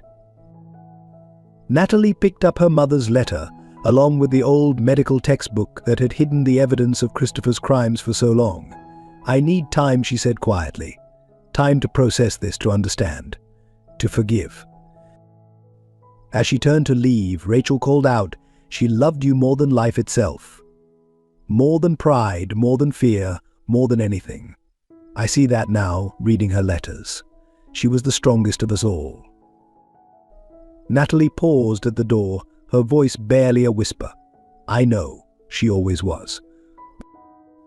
The evidence against Christopher Bennett lay spread across the conference table in Charles Green's corporate headquarters. Bank statements, forged documents, email trails and surveillance photos told a story of calculated destruction that made even seasoned financial investigators pause. It was never about money, Charles explained to the assembled group of FBI agents, his legal team, and the Whitmore family lawyers. The fraud at Northwestern was just the beginning. He targeted vulnerable medical students across 3 states, but Natalie was different. She was his masterpiece of destruction. Detective Sarah Martinez, lead investigator on the case, pulled up a series of emails on the projection screen. Dr. Bennett's correspondence with Eleanor Whitmore's private investigator dates back 5 years. He discovered Natalie's connection to the Whitmore family during background research for the original fraud. That's when it became about power, Rachel added, her voice tight with anger. He knew our family would pay anything to keep scandal quiet. Each time we buried the truth about Natalie, we gave him more leverage. The timeline emerged with devastating clarity. Christopher had orchestrated Natalie's downfall with surgical precision. The fraudulent investment documents were designed to implicate her while protecting himself. Each loan application, each forged signature created a web that pointed to her guilt while obscuring his involvement. But he made mistakes, Charles continued, highlighting specific transactions. His arrogance led to carelessness. The offshore accounts, the shell companies, they all trace back to properties connected to his family trust. Detective Martinez nodded grimly. The custody claim was his final play. He assumed the Whitmore family would rather support his bid for Pamela than risk exposure of their connection to Natalie. He never counted on love being stronger than fear, Albert said quietly, studying a photo of Christopher with his other victims, on family choosing truth over reputation. The evidence from Helen's medical textbook proved crucial. She had meticulously documented Christopher's scheme, gathering bank records, witness statements, and correspondence that painted a clear picture of his fraud. Her suicide note, now understood in full context, was her final piece of evidence, ensuring that someday someone would find the truth. The pattern is consistent, the FBI's forensic accountant explained. He targeted women with potential medical students, young doctors, researchers, people whose reputations he could destroy while profiting from their losses, but Natalie was his biggest target because of her Whitmore connection. Security footage from the hospital showed Christopher's calculated grooming of his victims, the charming doctor mentoring young talents, gaining their trust before destroying their lives. The parallels in each case were chilling. We've identified at least 12 other victims, Detective Martinez continued. Many were too afraid or ashamed to come forward. Ms. Matthews' evidence gives them all a chance at justice. Rachel's hands clenched as she watched the footage. He used our fear of scandal, our obsession with appearances against us. While we were so busy protecting our reputation, he was destroying lives under our noses. Charles pulled up the most damning evidence: Christopher's recent communications with black market adoption brokers. He never intended to raise Pamela, he said, his voice cold with controlled rage. The custody claim was a front. He planned to sell her to the highest bidder once he had control. The revelation sent shockwaves through the room. Albert Whitmore's face went ashen at the thought of his granddaughter's intended fate. Rachel excused herself abruptly, overcome by the magnitude of what their silence had nearly enabled. "We have enough to put him away for decades," Detective Martinez assured them. "Financial fraud, identity theft, conspiracy, attempted human trafficking, the charges will ensure he never hurts another family." But the damage he'd caused couldn't be so easily repaired. Natalie's lost years, Helen's tragic death, the other victims' shattered dreams, these were wounds that prison sentences couldn't heal. What he didn't count on, Charles concluded, was the strength of the women he targeted, especially Natalie. He thought he could break her spirit, use her past against her. Instead, she survived everything he threw at her and emerged stronger. The meeting concluded with a clear path forward. Christopher would face justice, his victims would be vindicated, and the truth would finally be known. But as the lawyers gathered their papers and the investigators filed out, a deeper truth remained unspoken. The real villain wasn't just Christopher Bennett, but the society that enabled him a world where appearances mattered more than truth, where power could silence justice, and where women like Helen and Natalie could be sacrificed to protect reputations. In the end, Christopher's greatest miscalculation wasn't in his financial schemes or his fraudulent documents. It was in believing that fear would always triumph over love, that silence would always defeat truth, and that appearances would always matter more than justice. He had finally met his match not in courtrooms or bank statements, but in the unshakable bond between a mother and daughter, and in a family that finally chose truth over tradition. The crisp autumn afternoon shattered with the screech of tires and a child's terrified scream. Albert Whitmore, walking Pamela home from the park near his mansion, saw the black SUV careen onto the sidewalk, Christopher Bennett's rage-twisted face visible behind the wheel. Time seemed to slow as Albert processed the impossible scene. Christopher, out on bail pending trial, had finally snapped. The vehicle accelerated directly toward them, aimed at Pamela with murderous intent. If he couldn't have her, no one would. Grandpa Pamela's voice cut through Albert's fog of disbelief. Without conscious thought, he shoved his granddaughter toward the hedge that lined the sidewalk, using the last seconds to place his own body between her and the oncoming vehicle. The impact was devastating. Albert felt bones shatter as the SUV struck him, the force throwing him several feet. His last conscious thought was of Helen's smile and a quiet certainty that he had finally done right by her daughter. But the neighborhood erupted in chaos. Witnesses rushed to help, phones already calling emergency services. Christopher's vehicle crashed into a tree, the airbag deploying and trapping him inside.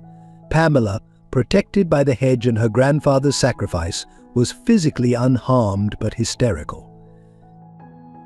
Natalie arrived at Chicago General Hospital minutes after the ambulance, Charles close behind her.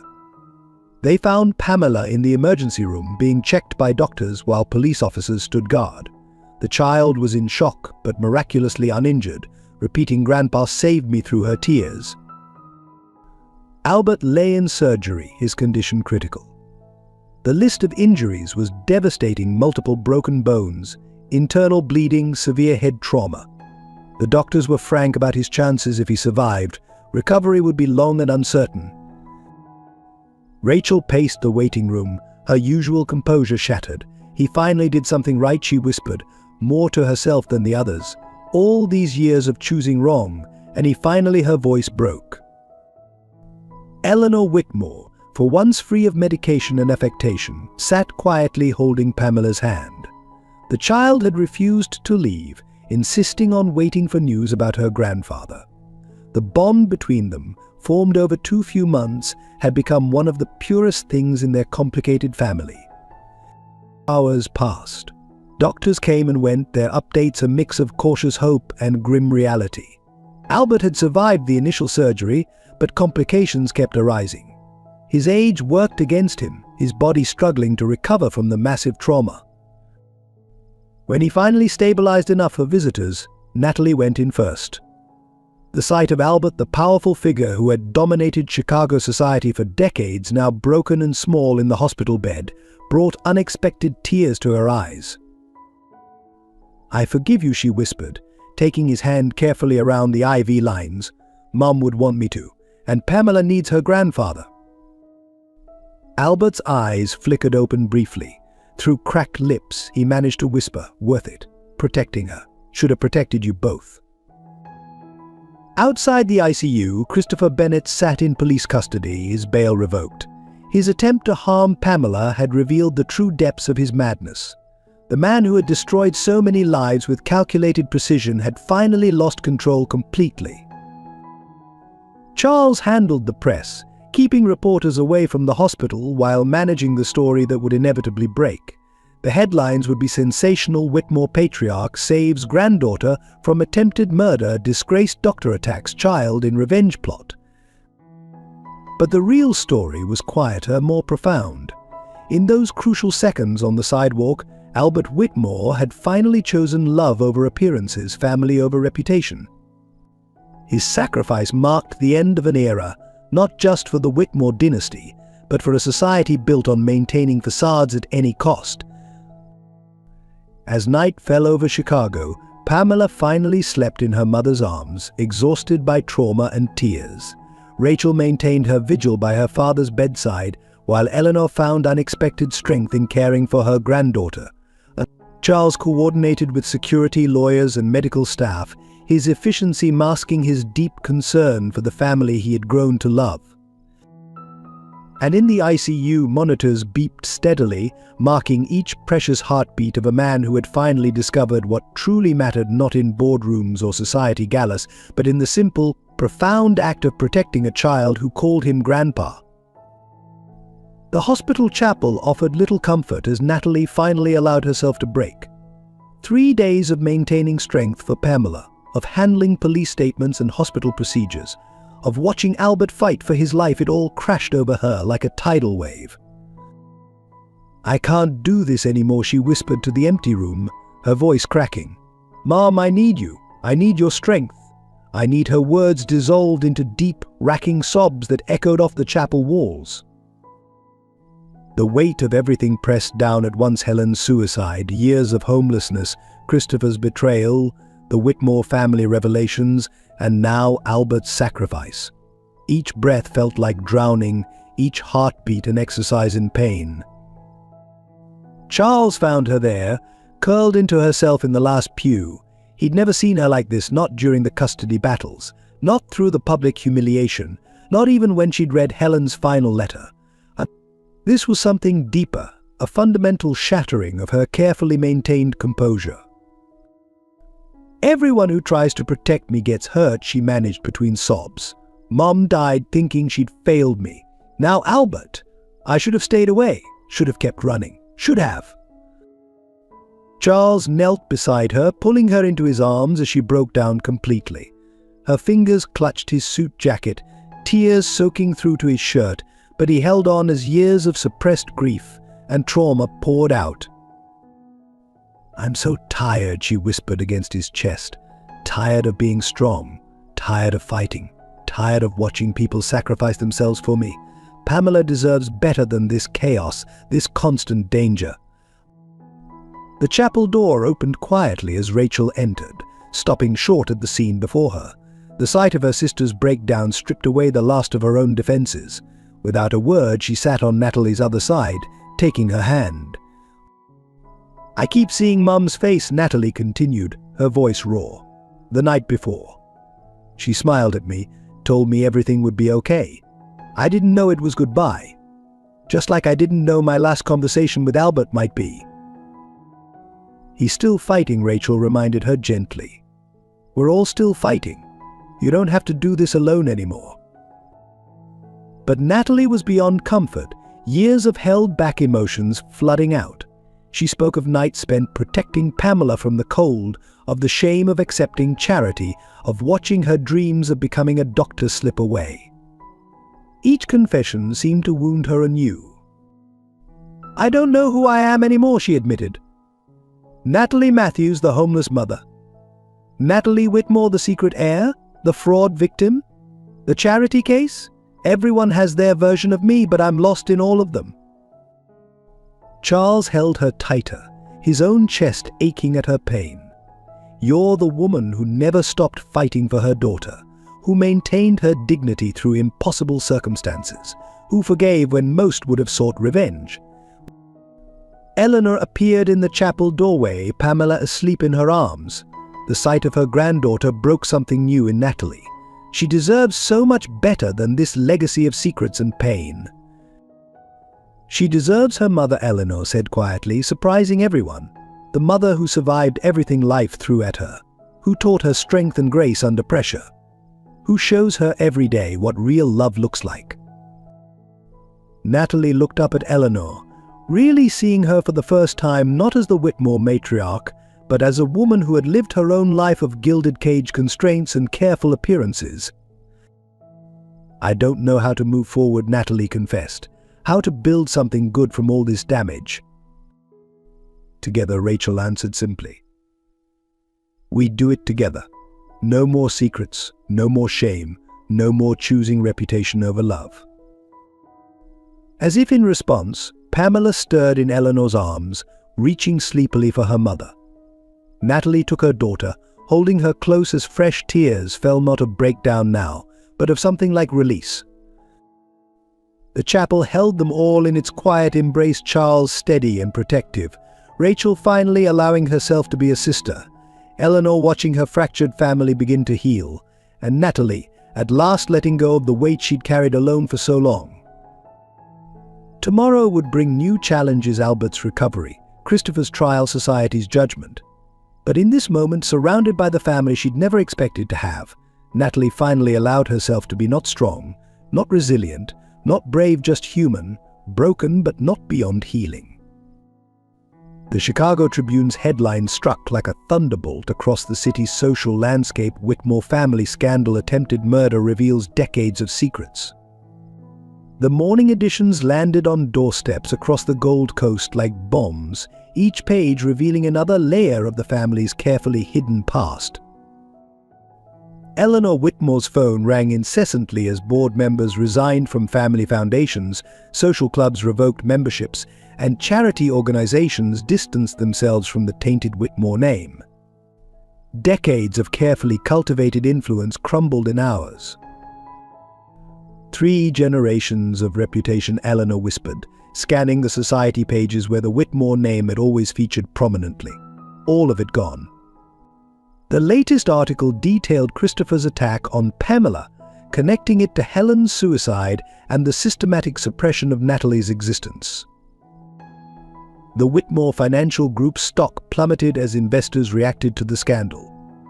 Board members called emergency meetings, questioning whether the family could maintain control of their own company. The vultures of Wall Street circled, sensing weakness in what had once seemed an impregnable fortress of old money. Rachel faced the corporate fallout at Whitmore Tower, handling back-to-back crisis meetings with shareholders and board members. "Yes, Natalie Matthews is my sister," she repeated countless times. "Yes, we concealed her existence. No, we won't be stepping down from leadership." The social rejection was swift and brutal. Invitations were rescinded, charitable donations returned, and longtime family allies suddenly developed scheduling conflicts. The same society that had once bowed to Whitmore influence now whispered about karma and comeuppance. "They're calling it the end of an era," Charles reported grimly, showing Natalie the business paper's analysis. The fall of Chicago's last great dynasty. The articles painted the Whitmores as villains in a Greek tragedy, undone by their own pride and secrets.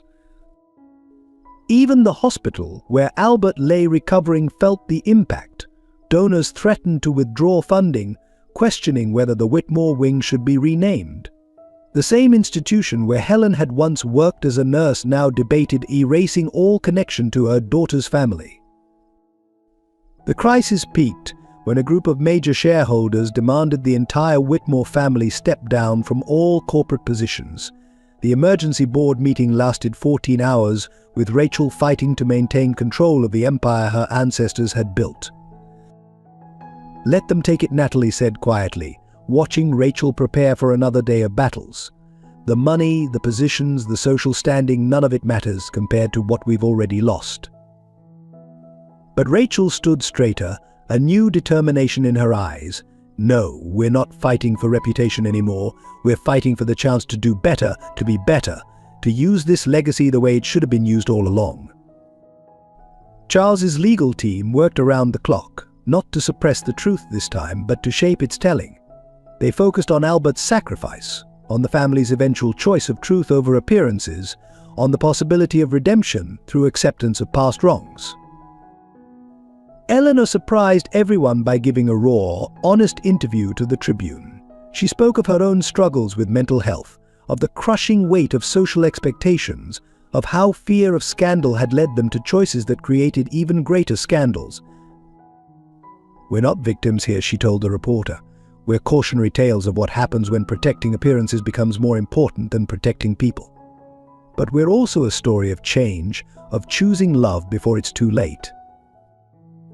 The article shifted the narrative slightly. Other victims of Christopher's schemes came forward, praising Natalie's courage in exposing him.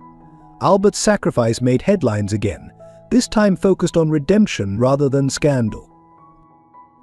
Pamela, unaware of the crisis swirling around her family name, continued to visit her grandfather in the hospital, her innocent love worth more than all the lost social standing in the world. "Perhaps it's time," Rachel said one evening, watching her niece read stories to Albert's sleeping form, "to build something new, not based on what people think of us, but on who we choose to be." The Whitmore name would never carry quite the same weight in Chicago society. Some doors would remain closed, some bridges permanently burned, but as the family faced the crisis together, they discovered that reputation was a poor substitute for genuine connection. "The truth really does set you free," Natalie observed, holding Helen's photo as she watched the sunrise over a changed city, even when it burns everything down first. The ashes of the Whitmore reputation would eventually yield something stronger, a legacy built on truth rather than appearance, on love rather than fear, on the courage to face consequences rather than hide from them. Rachel Whitmore sat in her father's hospital room, the box of Helen's letters heavy in her lap. Albert was finally awake, his recovery slow but steady. Natalie stood by the window, Charles beside her, as Rachel prepared to reveal the full extent of her decades-long deception. "I didn't just intercept the letters," she began, her voice barely above a whisper. "I tracked Helen's every move. I knew when Natalie got into medical school, when Christopher began his scheme, when Helen tried to gather evidence against him." Her hands trembled as she opened the box. "The night before her suicide, Helen came to my office. She begged me to give these to Father, to help protect Natalie from Christopher. I had her thrown out." Rachel's voice cracked. "I told security never to let her in again." Natalie's sharp intake of breath cut through the room like a blade. "You knew? All that time, while I was living on the streets with Pamela, you knew everything." "I convinced myself it was necessary," Rachel continued, unable to meet her sister's eyes. "Every Christmas, every birthday, Helen would write. Photos, updates, hopes for some acknowledgement. I read each one, then marked them returned to sender before Father could see them." She pulled out a stack of photographs: Natalie's graduation, her white coat ceremony at medical school, moments that should have been shared with family. "I kept these, though. I told myself it was to protect us from future claims, but I think part of me needed to know you, even if I wouldn't admit it." The last letter, Natalie's voice was hollow. "The one she left with her body. Did you know what she was planning?" Rachel's silence was devastating. "Finally she spoke. She sent me one too. Said she had nothing left to protect Natalie with except her life insurance. That maybe her death would force us to face what we'd done." Tears fell freely now. "I burned that letter and went to a charity gala that night." Charles moved protectively closer to Natalie, but she stepped away from him, approaching Rachel with measured steps. "Show me," she demanded. "Show me everything." Rachel opened the box wider, revealing hundreds of letters organized by date. Helen never missed a month. Even when you were homeless, she found ways to write. The last ones she swallowed hard. The last ones were addressed to Pamela, telling her granddaughter about family she'd never know. "Why now?" Natalie asked. "Why confess all this now?" "Because secrets almost got Pamela killed," Rachel replied. "Because Father nearly died protecting her. Because I've spent my entire adult life being the family protector, and all I've protected is our capacity for cruelty." She stood, offering the box to Natalie. "Everything's here. Every letter, every photo, every piece of evidence Helen gathered against Christopher. I won't ask forgiveness. I don't deserve it. but you deserve to know the whole truth." Albert spoke for the first time, his voice weak but clear. "Read them to me, please. Both of you. I need to hear what I missed, what I chose to miss."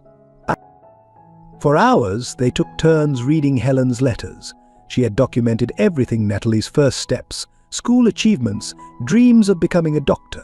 Her pride and love shone through every word, even as her desperation grew with each passing year. "My dearest Albert," Rachel read from one of the final letters. "Our daughter has your strength, though she'll never know it. Today she defended a homeless woman from harassment, giving up her last few dollars to buy the woman food. Even with nothing, she chooses kindness. I wish you could see the remarkable woman she's become." Natalie couldn't continue listening. She walked to the window, pressing her forehead against the cool glass. "She never gave up on any of you," she said finally. "Even at the end, she believed love would eventually win over pride." "She was right," Rachel said quietly. "It did. It just cost us everything to learn that lesson." Charles watched the sisters, one broken by guilt, the other by grief, and saw the first fragile bridge forming between them. Not forgiveness, not yet, but understanding. The truth, however painful, was finally flowing freely. As night fell over Chicago, the letters continued to reveal their secrets. Each one was a piece of the puzzle, showing how small choices and maintained silences had created an avalanche of consequences that nearly destroyed them all. The FBI's evidence room buzzed with activity as Detective Martinez laid out the contents of Helen Matthews' medical textbook. What appeared to be simple study notes had revealed themselves as a masterwork of investigative documentation. Each page contained meticulously recorded details of Christopher Bennett's elaborate fraud scheme. Helen was brilliant, Charles observed, examining the coded margins. She used medical terminology to disguise her notes. Every patient case study was actually a documented instance of Christopher's fraud. Detective Martinez nodded, pointing to a series of numbers. She tracked every transaction. Account numbers, dates, amounts, all hidden in what looked like routine medical statistics. She even managed to photograph key documents without him noticing. The evidence painted a devastating picture. Christopher hadn't just targeted Natalie, she was part of a larger scheme spanning multiple hospitals. He used his position as a senior resident to identify vulnerable medical students, particularly those from disadvantaged backgrounds who relied heavily on student loans. "Look at this," Rachel said, holding up a page of Helen's notes. She followed the money through shell companies. Every investment was routed through offshore accounts before landing in Christopher's family trust. He didn't just steal their money, he used it to build his reputation as a successful surgeon. The most damning evidence came from Helen's careful documentation of Christopher's pattern. He would mentor promising students, gain their trust, then suggest exclusive investment opportunities in medical technology startups. The paperwork he provided looked legitimate, but contained hidden clauses transferring control of their assets. Helen knew, Natalie whispered, touching her mother's familiar handwriting. "She tried to warn me about him, but I was so sure I knew better. So convinced that finally someone from that world saw me as an equal." Charles squeezed her shoulder gently. He was very good at what he did. The FBI found dozens of victims who were too ashamed to come forward. Your mother's evidence gives them all a chance at justice. The investigation revealed Christopher's ultimate plan. Each victim's fall from grace was carefully orchestrated to prevent them from practicing medicine, eliminating potential competitors in his specialty. He didn't just want their money, he wanted to destroy their futures. "This is the smoking gun," Detective Martinez announced, holding up a recovered email. Christopher's correspondence with black market adoption brokers. He never intended to raise Pamela. The custody battle was a cover for his real plan. The room fell silent as the implications sank in. Christopher had planned to sell Pamela internationally, using his medical connections to facilitate illegal adoption. The money would have given him a new start, far from any consequences. There's more, an FBI analyst called from his computer. We've traced Helen's life insurance policy. Christopher altered the documents while posing as Natalie's financial advisor.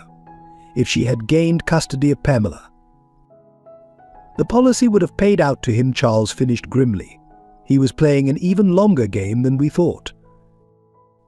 The evidence stretched across the table like a map of calculated destruction. Helen had documented everything, knowing that someday someone would need to know the truth. Her final act of protection had reached beyond her death to ensure justice would eventually come. "We've got him," Detective Martinez assured them. "Multiple counts of fraud, conspiracy, attempted human trafficking. The evidence your mother gathered ensures he'll never hurt another family." Natalie stood quietly, absorbing the scope of her mother's efforts. "She died thinking she'd failed to protect me, but she left behind everything needed to bring him down. She just didn't live to see it." "She did more than that," Rachel added softly. "She exposed the flaws in our entire system. How power and privilege can be weaponized against the vulnerable. How appearances can hide the worst kinds of crimes." Charles gathered the evidence carefully, ensuring every page was properly documented. Each piece would help build the case that would finally end Christopher's reign of destruction. But the real victory wasn't just in the prosecution, it was in the vindication of every victim who had been silenced, every life he had tried to destroy. Helen's final gift to her daughter wasn't just evidence against Christopher. It was proof that truth, meticulously documented and preserved with love, would eventually overcome even the most carefully constructed lies. "Mom always said justice was like medicine," Natalie remembered, touching the worn textbook cover. "Sometimes bitter, sometimes slow to work, but ultimately healing if administered with care and precision." Among Helen's possessions, stored in a small safety deposit box that Natalie had never opened, lay the complete record of a mother's desperate attempts to bridge the chasm between two worlds. The bank manager handed over the box with solemn ceremony, unaware of the weight of history it contained. "I couldn't face it after she died," Natalie explained to Charles as they sat in the bank's private room. "I was afraid of what I'd find." Her hands trembled as she inserted the key. Inside, organized with Helen's characteristic precision, were copies of every letter she'd sent to Albert, along with a detailed diary of her attempts to reach the Whitmore family. The entries spanned 25 years, each one documenting another attempt to give her daughter her birthright. "June 15th, 1999, Natalie read aloud. "Waited outside Whitmore Tower for 3 hours. Security refused to let me up. Told Albert's secretary it was about his daughter. She said he had only one child, Rachel." Her voice cracked on her sister's name. The diary revealed Helen's extraordinary persistence. She had attended charity events where she knew Albert would be present, only to be turned away. She'd written to family members, lawyers, even Eleanor's doctors, trying to find someone who would listen. October 3rd, 2005, Charles read from another entry. "Natalie received her medical school acceptance today. Sent photos to Albert's office. Rachel intercepted them again. Sometimes I think she's the only one who knows our letters exist." The most heartbreaking entries detailed Helen's attempts to protect Natalie from Christopher. She had recognized the danger early, investigating him thoroughly. When she discovered his pattern of fraud, she tried desperately to warn the Whitmores. December 20th, 2021, Natalie continued, tears falling freely. "Christopher's scheme is worse than I imagined. Tried to reach Rachel directly. She's on the hospital board now. Her assistant said she's not interested in unsubstantiated allegations from former employees." The final entries were different, desperate, knowing time was running out. Helen had discovered she was dying, her heart weakened by years of stress and struggle. Her last attempts to reach Albert became more urgent, more direct. January 15th, 2022. Went to the Whitmore house today. Eleanor saw me through the window but turned away. Left Natalie's medical school graduation photo in their mailbox. Found it torn up on the sidewalk later. The last entry, dated the day before her death, was addressed directly to Natalie, my darling daughter. I've tried everything I know to give you the family you deserve. The evidence against Christopher is in your old textbook. The truth about your father is in these pages. I hope someday they'll realize what they lost by choosing pride over love. Never doubt that you were worth every attempt, every rejection, every moment of hope and heartbreak. You are the best of both worlds, my heart and Albert's strength. I'm sorry I couldn't break down the walls they built. Love, Mom. Charles held Natalie as she wept, the full weight of her mother's relentless love finally clear. Helen had never given up, never stopped believing that truth would eventually win out. But she tried so hard, Natalie whispered. All those years, while I thought she was just accepting rejection, she was fighting for me. The diary's final pages contained something unexpected: letters from others who had tried to help. Hospital staff who remembered Helen, security guards who had bent rules to let her leave messages, even a sympathetic secretary who had tried to get letters directly to Albert. Your mother inspired loyalty, Charles observed, reading their accounts. All these people trying to help her break through the Whitmore defenses. The last item in the box was a small, wrapped package addressed to my grandchild. Inside was Helen's favorite locket, containing photos of both Natalie and Albert. She had saved it for Pamela, believing that someday the walls would come down. She never lost faith, Natalie realized, holding the locket. Even at the end, she believed love would eventually win. She just didn't live to see it. The truth of Helen's persistent love and courage would change everything, not just for Natalie, but for the entire Whitmore family. Her documented journey from hope to heartbreak to final sacrifice would force them to confront the human cost of their pride. The safety deposit box had contained more than just papers and mementos. It held the testament of a mother's love strong enough to persist beyond rejection, beyond pride, beyond death itself, waiting for the moment when truth would finally be heard. The Whitmore mansion's grand dining room had never seen a gathering quite like this Sunday brunch. Albert, still recovering but determined to be present, sat at the head of the table watching his expanded family with quiet joy. Pamela perched on a stack of cushions between Natalie and Charles, her chatter filling the once formal space with childish warmth.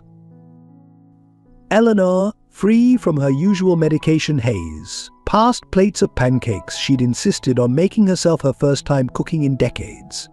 Her hands shook slightly, but her smile was genuine as she watched Pamela drown the pancakes in syrup. Rachel, wearing jeans instead of her usual business attire, shared childhood stories with Natalie, their laughter healing wounds that had once seemed permanent.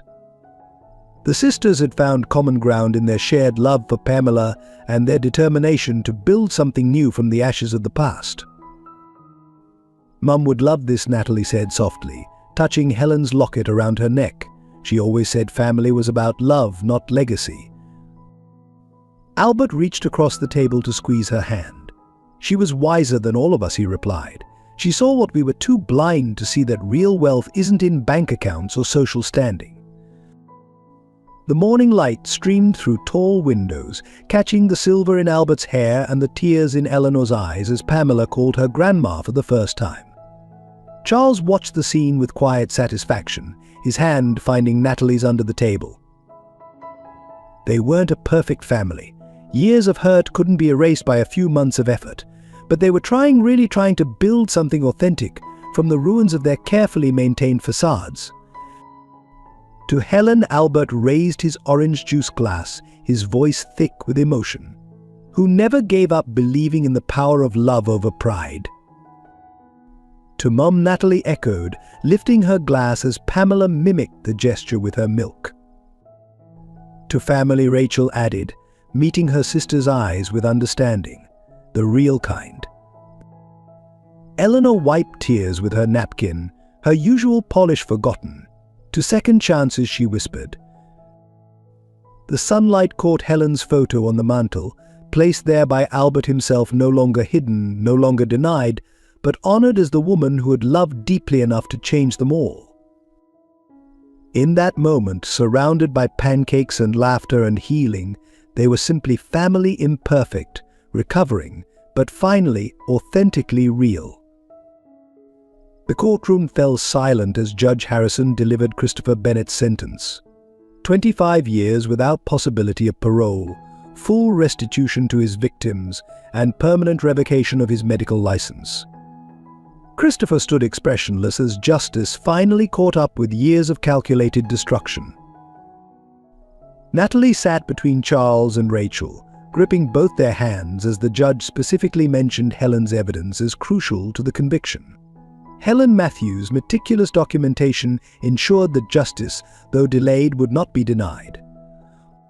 Judge Harrison declared, her voice carrying the weight of vindication. Outside the courthouse, other victims of Christopher's schemes waited to thank Natalie and the Whitmore family. Young doctors and medical students whose careers he had tried to destroy found new opportunities through the Whitmore Foundation's Medical Scholarship Program, now renamed the Helen Matthews Memorial Fund. The Chicago Tribune's headline the next day read, "Justice Prevails, Bennett Convicted." Whitmore family redeemed. The article detailed not just Christopher's crimes, but the family's journey from denial to acceptance, from protecting reputation to pursuing truth. Albert, watching from his wheelchair, smiled as Natalie addressed the press. She spoke with quiet dignity about second chances, about the power of truth to heal, about her mother's legacy of persistent love. Rachel stood beside her, the sisters presenting a united front that symbolized their family's transformation.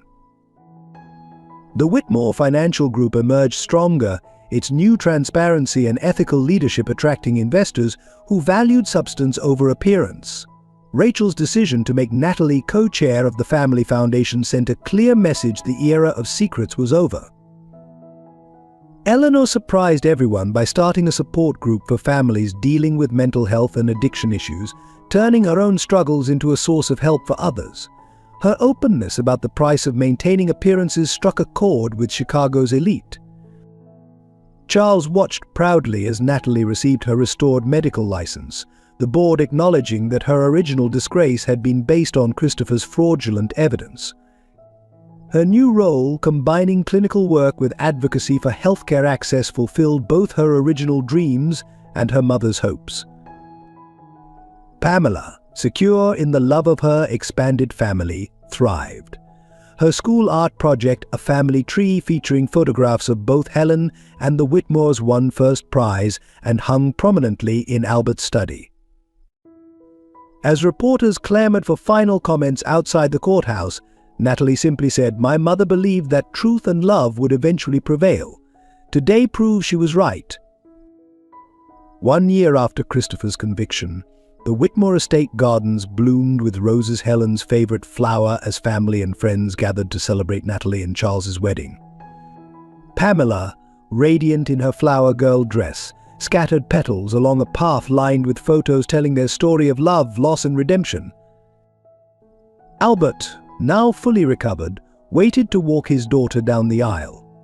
The morning had found them in Helen's old apartment, recently restored and preserved as a reminder of their journey.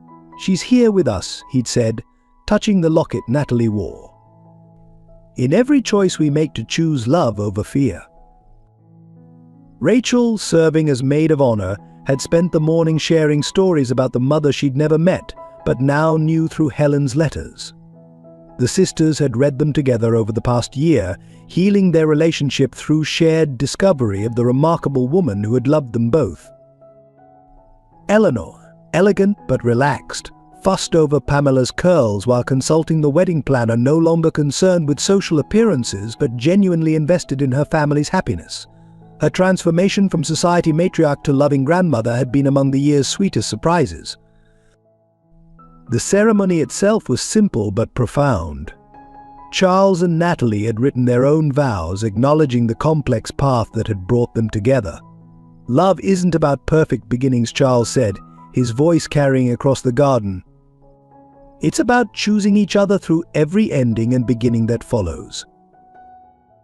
Pamela joined them for the final blessing, the three of them lighting a candle in Helen's memory.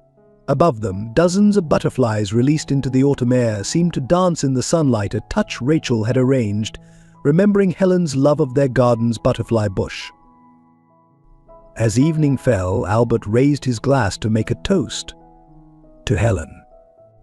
He began, who taught us that real love persists beyond rejection, beyond pride, beyond death itself, and to this new family we built, proving that it's never too late to choose love over fear, truth over appearances, and hope over history.